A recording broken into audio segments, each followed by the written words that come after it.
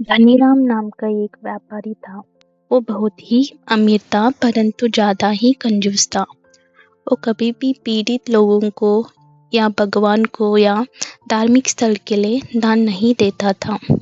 बहुत सी अमीर लोग अपना नाम बनाने के लिए या अपना पाप को उतारने के लिए शिक्षा केंद्र या मंदिरों को दान देते हैं, परंतु धनीराम कभी भी दान नहीं देता था।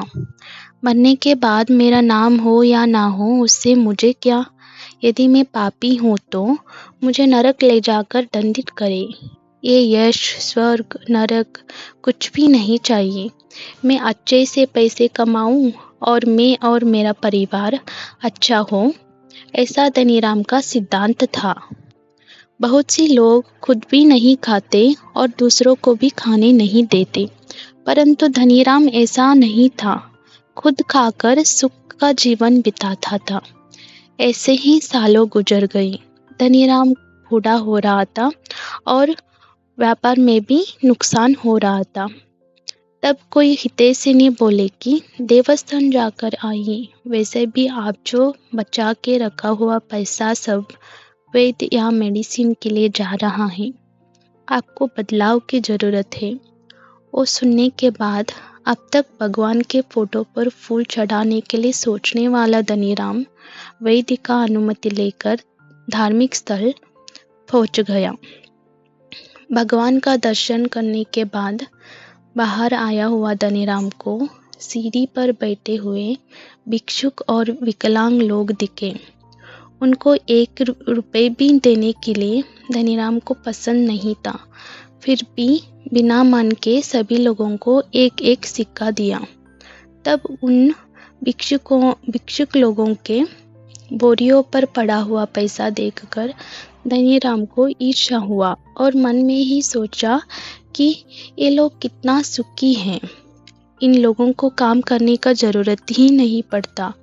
ऐसा सोचते सोचते घर पहुंचा धनीराम। उस रात धनीराम भगवान को याद करते हुए सोया। तब सपनों में भगवान प्रकट होकर बोले कि पहली बार मेरा पूजा करके दान दिया है, इसलिए तुम्हें वरदान देने का मन हो रहा है। जो मांगना है मांग लो। बोले तो धनीराम खुश होकर बोले, मुझे भी उन भिक्षुक लोगों की तरह ही बैठे हुए कोई कष्ट के बिना ही पैसा आकर गिरे, ऐसा करके मांगा। बाद में धार्मिक क्षेत्र से वापस आते हुए धनीराम का कार का एक्सीडेंट हुआ और उसकी पत्नी की वहीं पर मृत्यु हो गई।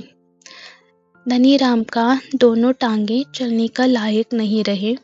उनका इलाज के लिए सभी पैसा खर्च हुआ और धनीराम के सब कुछ खो गया। तब उनके बच्चों ने उनको अपरिचित गांव में छोड़कर आए, क्योंकि बच्चों को भी धनीराम नहीं चाहिए था। उस गांव के आसपास ही एक देवस्थान था। भूख, बीमारी और कमजोरी से पीड़ित धनीराम रगड़ते रगड़ते हुए उस धार्मिक स्थल पहुंच गया। उस देवस्थान के सीढ़ी पर बैठे हुए भिक्षुक और विकलांग लोगों में एक हो गया।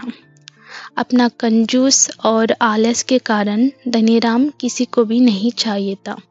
कष्ट से काम करने के बिना बीमारी लेकर आया।